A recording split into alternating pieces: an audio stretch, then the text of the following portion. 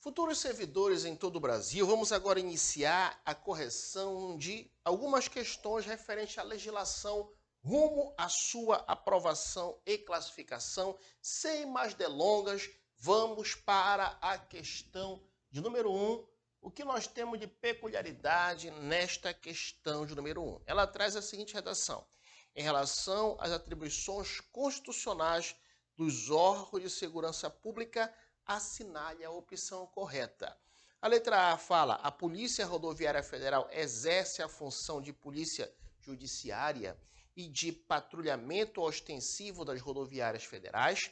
Letra B, a Polícia Ferroviária Federal exerce a função de polícia judiciária e de patrulhamento ostensivo das ferrovias federais.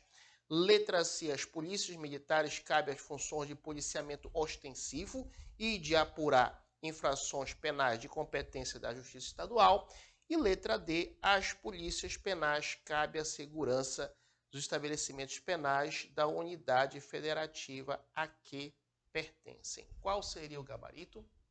Muita atenção, fique atento para você fazer a leitura ali da Constituição Federal no artigo 144, tá? Não tenha dúvida que esse artigo 144 da Constituição Federal, ele é muito importante e forte candidato para cair na sua prova. Por quê? Porque ele começa a trazer o tema da segurança pública. Diz: a segurança pública, dever do Estado, direito e responsabilidade de todos, é exercida para quê? Para a preservação da ordem pública e da incolumidade das pessoas e do patrimônio, através dos seguintes órgãos. E aí, no inciso 1, inciso 2, inciso 3, e vai embora, vai falando os órgãos que compõem a segurança pública.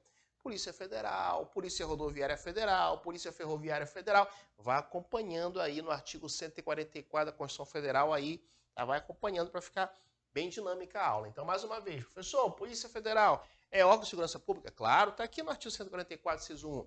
Continuando, Polícia Rodoviária Federal, Polícia Ferroviária Federal, Polícias Civis, Polícia Militares e Corpos de Bombeiro Militar, Polícias Penais Federal, Estadual e Distrital.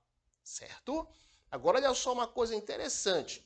Quando se trata, preste atenção, quando se trata do tema Polícia Judiciária, olha só, Polícia Judiciária, como o próprio nome diz, é aquela polícia que vai auxiliar o Poder Judiciário. E nós temos como regra, Polícia Judiciária, nós temos duas: a Polícia Federal e a Polícia Civil. Cada uma no âmbito de suas atuações, das suas atribuições, tá? Polícia Federal e Polícia Civil. Ah, professor, mas quando estamos diante de crime militar? Aí é outro naipe.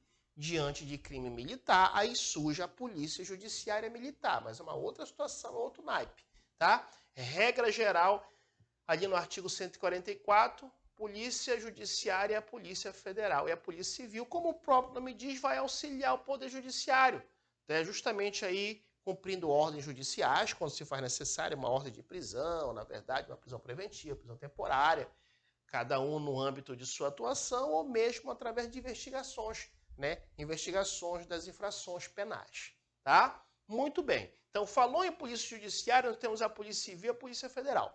E é importante você fazer a leitura completa do artigo 144, que ele vem trazendo mais ou menos atribuições de cada um, tá? Cada um desses órgãos de segurança pública.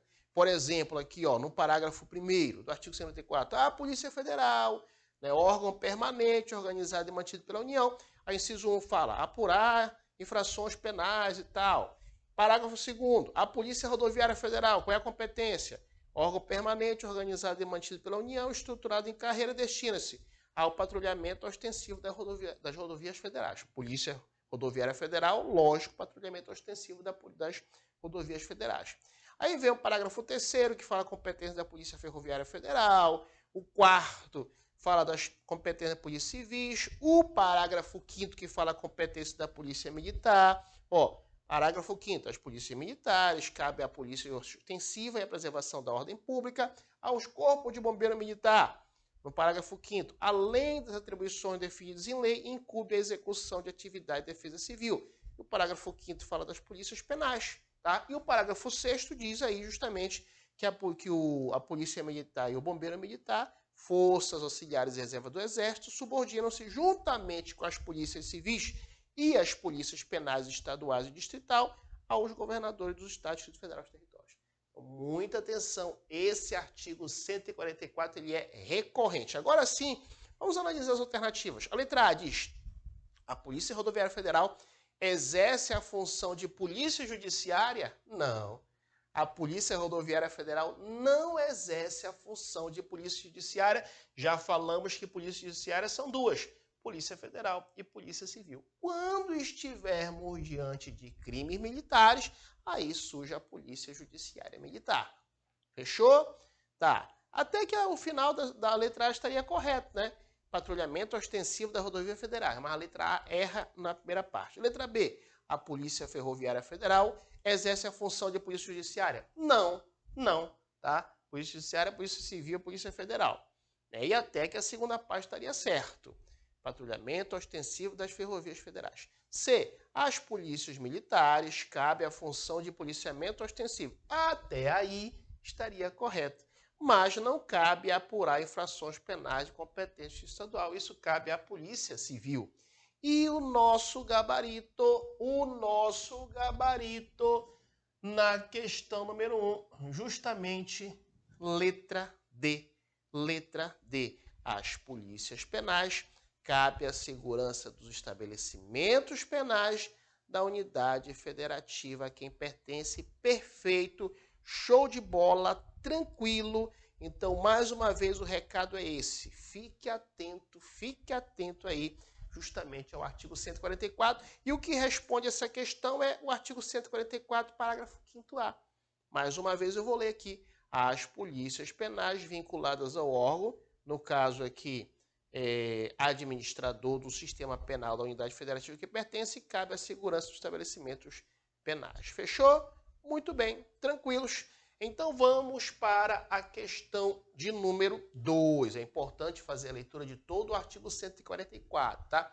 Geralmente, quando eu trago as questões aqui, é para alertar você a um assunto ou um artigo que eu acredito que é pertinente. Nesse momento, estou alertando você aqui para o artigo 144, tá? Artigo 144 da Constituição Federal, não tenha dúvida, esse artigo ele é forte candidato para cair na sua prova. Vamos para a questão 2. A questão 2 ela traz a seguinte peculiaridade, olha só, ela diz assim: em relação aos direitos e garantias fundamentais previstos na Constituição Federal de 1988, a Constituição Federal, assinale a opção correta. Vamos falar agora de uma questão referente ao artigo 5º, tá? Artigo 5º da Constituição Federal. A letra A diz, olha só, o direito de resposta assegurado constitucionalmente pela Constituição Federal é proporcional ao agravo. É verdade. É verdade, a Constituição Federal ela traz o direito de resposta, né? Todo aquele que porventura for ofendido na sua integridade física, moral e tal, ele tem o direito de resposta, tá? Até aí é verdade. Abarcando os danos morais, os danos materiais, sim. Os danos morais, sim. Advindo da ofensa, sem, contudo, abarcar o dano à imagem. Errado.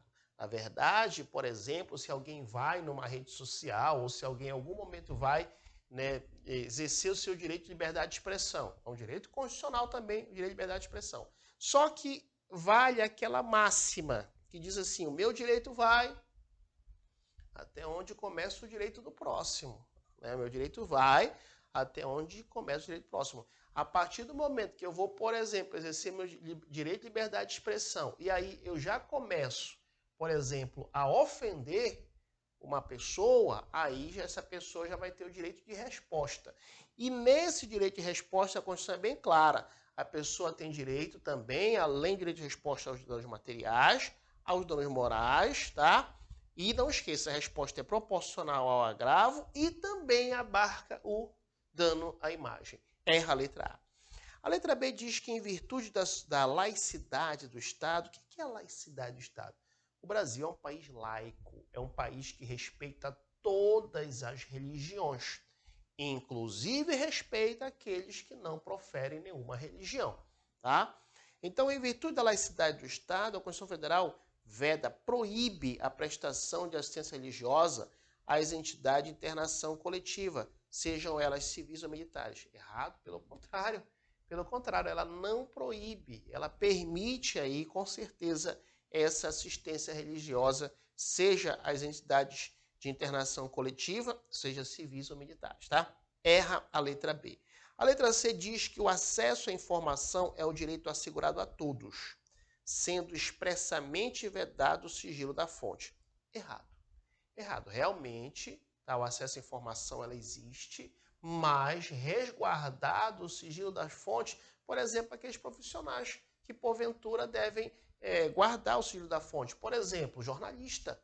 Jornalista ele tem o direito de guardar o direito da fonte, é um direito constitucional. Erra aí a letra C. Quero que você entenda uma coisa bem clara. Em regra, os direitos fundamentais estão ali a partir do artigo 5º. Na verdade, uma coisa importante, os direitos fundamentais não estão apenas no artigo 5º, tá? No artigo 5º tem uma lista da Constituição Federal, tem um rol de direitos fundamentais, mas é uma lista, é um rol exemplificativo. Cuidado, hein? Às vezes pode cair isso na sua prova. Ah, a lista, o rol de direito do artigo 5º é um rol taxativo. Não. Não são só os direitos do artigo 5º que são direitos fundamentais. Existem direitos fundamentais em toda a Constituição Federal. Então, a lista, o rol de direitos fundamentais do artigo 5º é uma lista, é um rol exemplificativo. Exemplificativo. Não esqueça desse detalhe, tá? Então, não esqueça que outra coisa importante é que os direitos fundamentais eles não são absolutos. Uma das características é que eles são relativos. Ou seja, direito à vida, ok, mas a Constituição fala, em tempo de guerra declarada é possível a pena de morte. Direito à liberdade, certo, mas a Constituição fala que a pessoa pode ser presa em flagrante delito ou mesmo por uma ordem judicial, seja por uma prisão temporária, uma prisão preventiva, tá? Então, direito de propriedade, tudo bem, nós temos direito de propriedade, mas se o cidadão não tiver cumprido com não tiver cumprido com a função social da propriedade, ele pode sofrer a desapropriação, tá? Então, muito cuidado aí com essa informação. A doutrina, os estudiosos entendem que o direito fundamental que não pode ser relativizado é em relação ao direito à tortura, tratamento cruel, desumano, degradante. Tá? Tratamento cruel, desumano, degradante, salvo engano, artigo 5º, inciso 3 da Constituição Federal, esse é um direito absoluto. Mesmo em tempo de guerra, ninguém vai ser submetido a um tratamento cruel, degradante, tá? Perfeito? Muita atenção. Ok. Continuando aqui, a letra D diz que é possível, nos termos da Constituição Federal, que alguém seja privado de direitos por motivo de crença religiosa, se, além de se eximir de obrigação legal a todos os impostos, também se recusar a cumprir prestação alternativa. Letra D. Letra D é o gabarito. Como assim, professor? A Constituição é bem clara, tá? Regra geral, por convicção religiosa, filosófica, ninguém pode deixar... alguém não vai ser impedido de cumprir as suas obrigações civis. Agora, vamos lá. Vamos supor que eu fui ali selecionado para o serviço militar obrigatório. E a minha religião, ou por convicção filosófica e tal, eu resolvo não servir. Né? E eu chego lá e digo, eu não quero servir. Então vai ser colocado para mim uma prestação alternativa. Se eu cumprir essa prestação alternativa, ok. Agora, se eu não cumprir, estarei aí, né, violando uma regra constitucional. Letra E, de acordo com a Constituição Federal, o sigilo das comunicações não pode ser quebrado em nenhuma hipótese. Errado. Errado, porque é possível sim, né, quebrar aí o sigilo das comunicações telefônicas por ordem judicial. Né, por ordem judicial é possível em caso de infrações penais, algumas situações peculiares, tá? Então, só para reforçar o artigo 5º, inciso 8, trata do gabarito, que é a letra D. Diz assim, ó, ninguém será privado de direitos por motivo de crença religiosa ou mesmo de convicção filosófica ou política. Então, você não vai ser privado dos seus direitos, seja por, como diz aqui, seja por motivo de crença religiosa ou mesmo convicção filosófica ou política, você não vai ser privado dos seus direitos, tá? Salvo, exceto, se as invocar para eximir-se de obrigação legal a todos os impostos e recusar-se a cumprir prestação alternativa fixada em lei. O exemplo que eu falei a você, eu fui selecionado para o serviço militar. seja por uma convicção filosófica, política ou mesmo por crença religiosa, eu não quero servir. Então vai ser dado para mim uma prestação alternativa. Tá? Se eu não cumprir essa prestação alternativa, aí, né, eu poderei aí ser privado no caso dos meus direitos. Fechou? Muito bem. Vamos para a questão 3. A questão 3 é uma questão recorrente em concurso público. Ela traz a seguinte redação. No que diz respeito aos direitos e garantias fundamentais relacionados à prisão, assinale a opção correta. Na minha humilde opinião, um tema forte para cair na sua prova é justamente esse tema sobre prisão. Tá? Prisão. Vamos lá. Isso é na Constituição Federal. A letra A diz: o preso em flagrante não pode ser submetido à identificação criminal. Olha só, erra a letra A. Por quê? Porque quando você faz a leitura, acompanhe aí na Constituição Federal, no artigo 5º, ali pelo inciso 58, diz que o civilmente identificado não será submetido à identificação criminal. Essa é a regra. Aquele que se identifica civilmente, ele não será submetido à identificação criminal. Mas a lei ainda fala, vírgula, salvo nas hipóteses previstas em lei. Tá? Então, muita atenção, muita cautela. Por quê? Porque bem aí nós chegamos à conclusão que está justamente errado a letra A, quando fala que o preso em flagrante não pode ser submetido. Não pode ser, é uma assertiva muito genérica, não coloca exceção. B. A prisão de qualquer pessoa e o local onde se encontra serão comunicados imediatamente ao juiz competente ou à família do preso. Errado. Acompanhe comigo no artigo 5º, inciso 57, diz assim, ó, a prisão de qualquer pessoa e o local onde se encontra serão comunicados imediatamente. Então, olha só, isso é muito importante, tá? Muito importante esse tema. Quando alguém for preso, tá? Qualquer pessoa presa, tá? Qualquer pessoa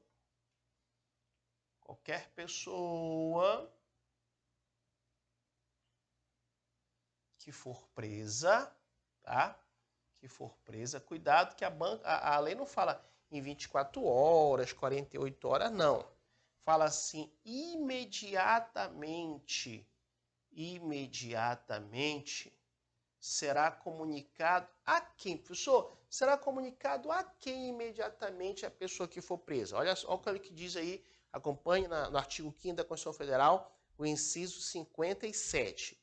Imediatamente ao juiz competente, olha só, ao juiz competente, certo? Perfeito. Imediatamente a quem mais, professor? O que diz a lei? A família.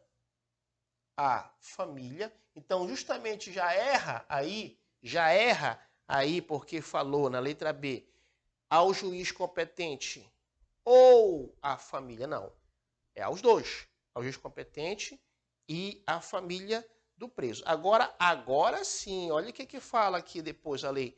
Ou pessoa por ele indicada. É muito importante esse ou. De repente, na questão da sua prova, ele coloca assim, qualquer pessoa que for presa vai ser comunicada imediatamente. O juiz competente, a família e também a pessoa por ele indicada. Não, aí não. Ou, tá? Ou a pessoa por ele indicada, tá?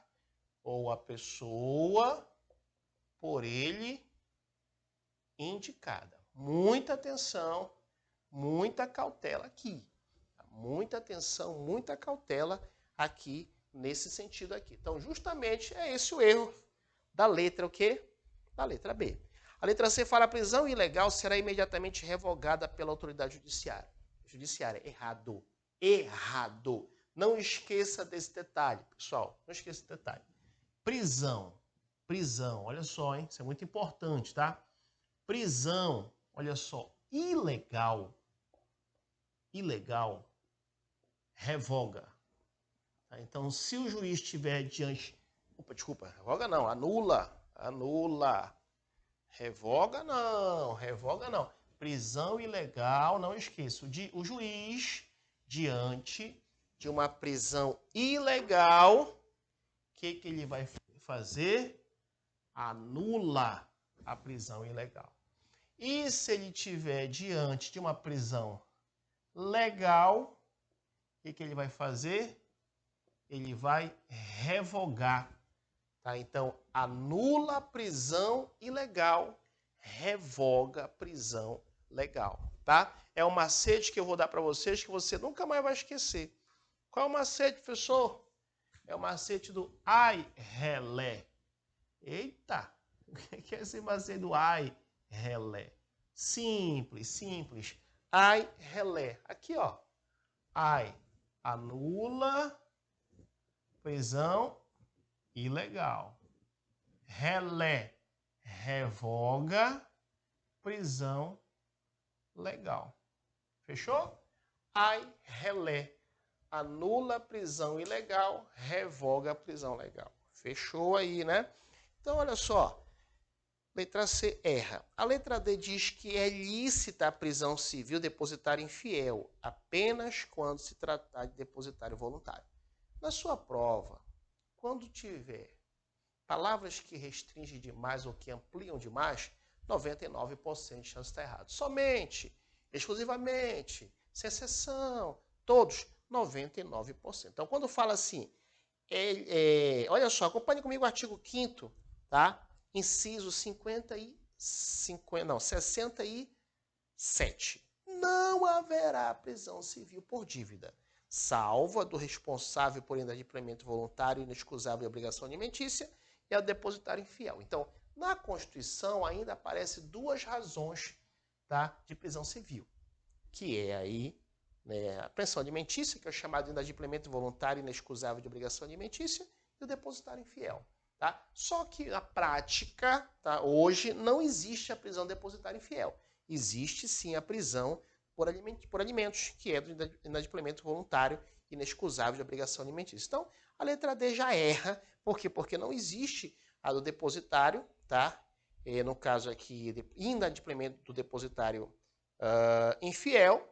Ele colocou a palavra apenas também, o que retira aí como gabarito. E nós chegamos à conclusão que o gabarito da questão 3 justamente é a letra E. Letra E diz: o preso tem direito de identificação dos responsáveis por sua prisão. É o que está preconizado no artigo 5º, anote aí da Constituição Federal, inciso 64, artigo 5º, inciso 64. Diz assim: o preso tem direito à identificação dos seus responsáveis por sua prisão ou justamente por seu interrogatório policial. Fechou? Então, chegamos à conclusão que a questão 3, gabarito, letra E. Vamos para a questão 4. Antes, vamos apagar rapidamente aqui o quadro.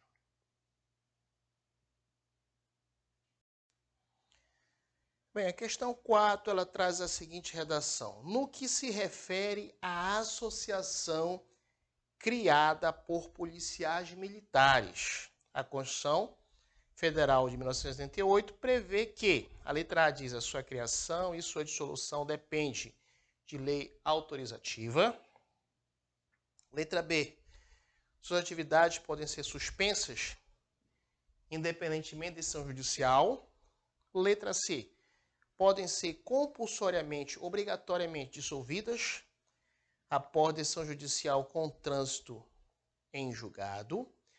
Letra D: suas atividades podem ser suspensas após decisão judicial com trânsito em julgado.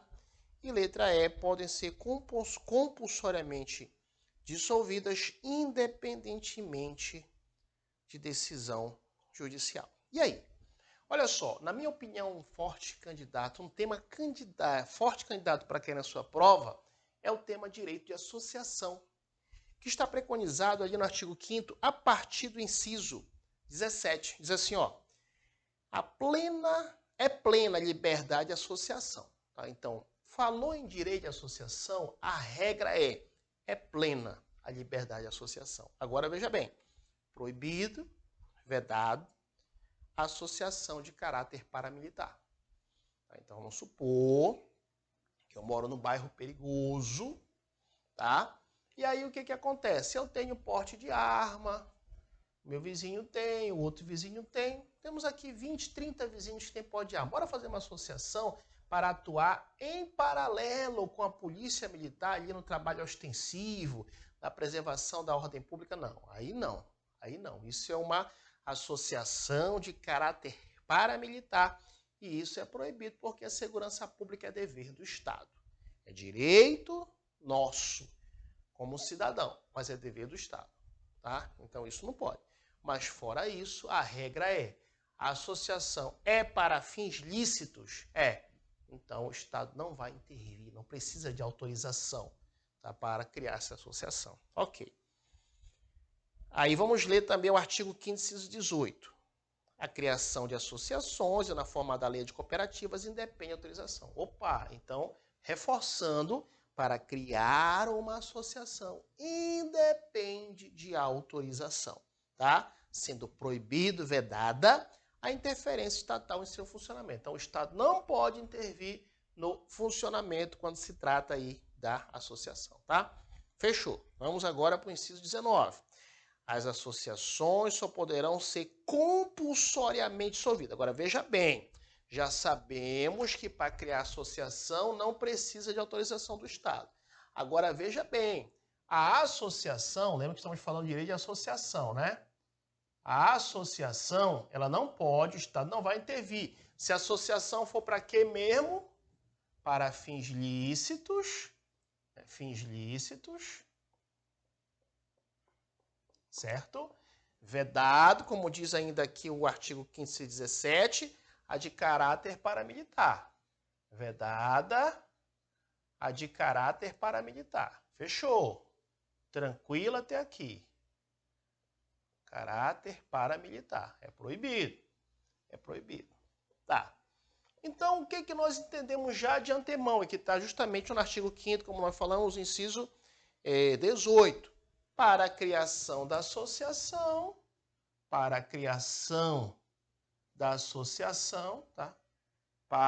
criação da associação, independe, tá? Como diz a própria lei aqui da Constituição Federal, artigo 5º, 18, independe da autorização do Estado. Independe da autorização do Estado. Ok. Por quê, professor? Porque a associação é para fins lícitos e a associação não tem caráter paramilitar. Então, o Estado não precisa, não tem nada de autorização, não.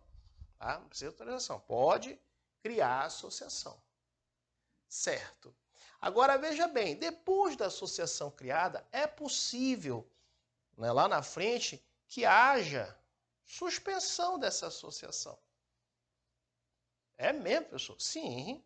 Ou mesmo é possível que haja a dissolução dessa associação.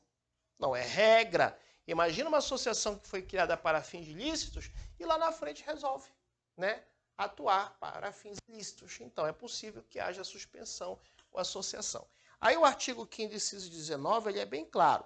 Para que aconteça a dissolução, é o mais grave, tá? Para que aconteça a dissolução da associação, é preciso o trânsito em julgado da decisão judicial. O que é, professor, uma decisão judicial com trânsito em julgado? É aquela decisão judicial em que não cabe mais nenhum tipo de recurso. É aquela decisão judicial irrecorrível, tá? Então, aqui, nesse caso, tá? Nesse caso aqui, se a associação, no final, tem uma sentença judicial com uma transitada julgada, uma sentença judicial irrecorrível, ela pode ser dissolvida, acabar com a associação. Ou ela pode ser suspensa as suas atividades. Aí, para ser suspensa, basta uma decisão judicial. Simples, tá? Não precisa ter uma decisão judicial transitada julgada. Aqui, não, precisa uma decisão judicial com trânsito em julgado, ou seja, uma decisão judicial irrecorrível. Aqui precisa, para dissolução, para acabar com a associação, precisa, tá? E, complementando, o artigo 5º, inciso 20, diz que ninguém poderá ser compelido, obrigado a se associar ou permanecer associado. E o 21 do artigo 5º fala que as entidades associativas, quando expressamente autorizadas, têm legitimidade para representar seus filiados judicial ou extrajudicialmente, tá? Então agora dá para gabaritarmos a questão 4. A letra A diz: a sua criação e a sua dissolução depende de lei autorizativa? Não, não depende. É para fins de lícito, associação? É. Não tem caráter paramilitar? Não. Então, tudo certo. Erra a letra A. A B diz: suas atividades podem ser suspensas independentemente de decisão judicial? Não. Para ser suspensa, tá? A suspensão da associação depende de decisão judicial. Erra a letra B. C. Podem ser compulsoriamente, obrigatoriamente dissolvidas após decisão judicial com trânsito em julgado? É esse o gabarito. Questão 4, letra C, é o nosso gabarito na questão número 4, tá? A letra D diz: suas atividades podem ser suspensas após decisão judicial com trânsito em julgado? Não. Na verdade, o que exige a decisão judicial com trânsito em julgado não é para a suspensão, é para a dissolução. E a letra E diz que podem ser compulsoriamente, obrigatoriamente dissolvidas, independentemente de decisão judicial. Tá? Errado. Para ser compulsoriamente dissolvidas, vai depender de uma decisão judicial e ainda transitado e julgado com trânsito julgado, tá bom? Fechou? Então, muita atenção para a questão número 5. Vou apagar o quadro aqui rapidinho para seguirmos para a questão número 5. Continuando na questão 5, a questão 5 ela traz a seguinte redação. Diz assim, ó: a respeito do sistema constitucional de crises de defesa do Estado e das instituições democráticas, assinale a opção correta. Olha, esse tema ele é recorrente, tá? De sítio, tá? Defesa. É importante você fazer a leitura desse material, tá? Dessa parte aí na Constituição Federal. A letra A diz: as imunidades de deputados ou senadores serão suspensas durante o estado de sítio, dada a excepcionalidade da medida. E aí, certo ou errado? Está o quê? Errado. Por quê? Quando você acompanha ali no artigo 53, parágrafo 8º da Constituição Federal, você vai observar que a regra é: as imunidades parlamentares elas vão subsistir, existirão mesmo durante o estado de sítio, tá? Na verdade, quando se trata da imunidade parlamentar, ela só poderá ser suspensa mediante o voto de 2/3 dos membros da casa respectiva. Você sabe que a nível federal nós temos o Congresso Nacional, que é formado por 2 casas legislativas, a Câmara de Deputados e o Senado Federal. Para que seja justamente suspensa, para que sejam suspensas as imunidades parlamentares, isso só poderá acontecer se tiver o voto de 2/3 dos membros da casa respectiva, seja o Senado Federal ou seja a Câmara de Deputados, tá? Nos casos de atos praticados fora do recinto do Congresso Nacional. Fora do recinto do Congresso Nacional, que sejam incompatíveis com a execução da medida. Então, o artigo 53, parágrafo 8º da Constituição Federal, nos confirma que a letra A está incorreta. Letra B diz: no estado de sítio, é constitucional a determinação pelo presidente da República de restrição à liberdade de imprensa, radiodifusão e televisão. É esse gabarito, letra B, na questão de número 5, tá? Por quê? Porque, acompanhe comigo ali no artigo 139 da Constituição Federal, muito importante, diz assim: na vigência do estado de sítio decretado com fundamento no artigo 137, inciso 1, só poderão ser tomadas contra as pessoas as seguintes medidas. Faça a leitura de todos esses incisos, mas aqui nós reforçamos no inciso 3, que nos dá o gabarito. Diz assim: restrições relativas à inviolabilidade da correspondência, ao sigilo das comunicações, à prestação de informações e à liberdade de imprensa, radiodifusão e televisão na forma da lei.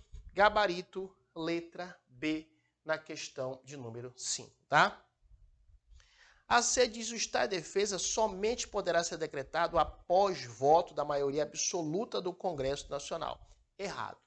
Errado, porque acompanha comigo ali no artigo 136, parágrafo 4º da Constituição Federal, diz que o Congresso Nacional ele vai ser ouvido após a decretação do estado de defesa. Então, o Congresso Nacional será ouvido, mas erra quando diz que o estado de defesa só pode ser decretado após o voto. Mas não, vai ser ouvido depois de decretado o estado de defesa, o Congresso Nacional. Tá? Então, o que acontece aí nessa letra, que estão falando? Letra C, né? Isso. Então, o Congresso Nacional será ouvido após a decretação do estado de defesa, acompanha no artigo 136, parágrafo 4º da Constituição Federal. Então, quando decretado o estado de defesa, ou mesmo a sua prorrogação, o presidente da República, dentro de 24 horas. Então, olha só, o presidente da República é que decreta o estado de defesa, ou a prorrogação do estado de defesa. Aí, no artigo 136, parágrafo 4º, diz que dentro de 24 horas ele vai submeter este ato com a respectiva justificação ao Congresso Nacional, que aí o Congresso Nacional vai decidir por maioria absoluta. Tá? Então, erra a letra C. A letra D diz que o estado de defesa pode ser deflagrado em resposta à agressão armada estrangeira. Errado. Acompanhe no artigo 137 da Constituição Federal que, neste caso, não se trata de estado de defesa quando se tem agressão armada estrangeira, e sim estado de sítio. Tá? O presidente da República, ele pode, ouvindo os conselhos da República e o Conselho de Defesa Nacional, solicitar ao Congresso Nacional autorização para decretar o estado de sítio. Aí faça a leitura aí no artigo 137 nos seus incisos, mas eu vou ler aqui do inciso 2, em caso de declaração de estado de guerra ou resposta à agressão armada estrangeira, tá?